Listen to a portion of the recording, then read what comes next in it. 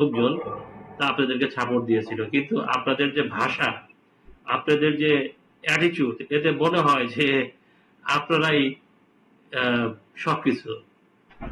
এটা তো আসলে একটা ফ্যাসিস্টের আচরণ। আপনাদেরকে রাজনীতি শিখতে হবে। রাজনীতি না শিখলে কিন্তু আপনারা আবার সেই আবর্জনার মধ্যে মিশে যাবেন।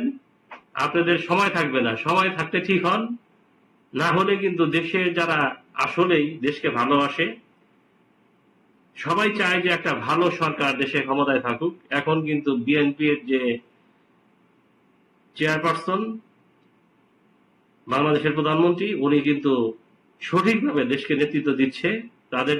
তার কিন্তু জনপ্রিয়তা অনেক। তো তার জনপ্রিয়তার বিপক্ষে এই কি রাশেদ প্রধান, এই ছাগল, ওর যে কথাবার্তা, আর একটা আছে টাকলা মুরাদ, হাস্যকর একটা লোক। মানে ও পড়াশোনা করছে, আর কেউ পড়াশোনা করে নাই। বিএনপিতে যে হাজার হাজার প্রকৌশলী, বুয়েডিয়ান, কুয়েডিয়ান যারা বাংলাদেশের শ্রেষ্ঠ মেধাবী, ও জানে যে বাংলাদেশে যারা সবচেয়ে বেশি মেধাবী তারা প্রথমে প্রকৌশল বিশ্ববিদ্যালয়ে ভর্তি হয়, তারপরে মেডিকেলে ভর্তি হয় বা অন্যান্য ইউনিভার্সিটিতে ভর্তি হয়। এই ধরনের তো সবাই তো বিএনপি কে সাপোর্ট করছে। আপনি কি এরকম দেখেন ইয়ে করে?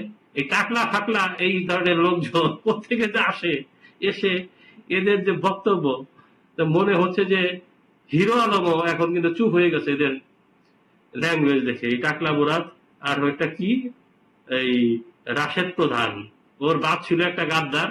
ওকে, সে ছিল 7 খুনের মার্ডার কেসের সাজাপ্রাপ্ত আসামি।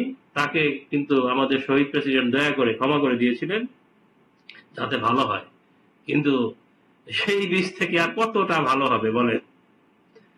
তো কি বলবো আর, মানে হাসি আসে। তবু এ আবারও আমাদের চাচা, জামাতের চাচা কে বলবো যে চাচা, আপনি এদেরকে সমর্থন না দিয়ে এদেরকে ডাকবেন না। এদেরকে ডাকলে কিন্তু আপনার দল যে সমর্থন ছিল সেগুলো থাকবে না। আপনি কিন্তু একবারে ময়লার মধ্যে মিশে যাবেন। তো এগুলো করা ঠিক না। এরপরে তো আপনাদের আবার এই বট বাহিনী আছে, এদের যে ল্যাঙ্গুয়েজ, এগুলো কিন্তু সোসাইটিতে একটা এফেক্ট করতেছে। এখন দেখা যাচ্ছে যে এদেরকে প্রতিহত করার জন্য যারা ভালো মানুষ তারাও এই ধরনের বাজে ল্যাঙ্গুয়েজ ব্যবহার করছে।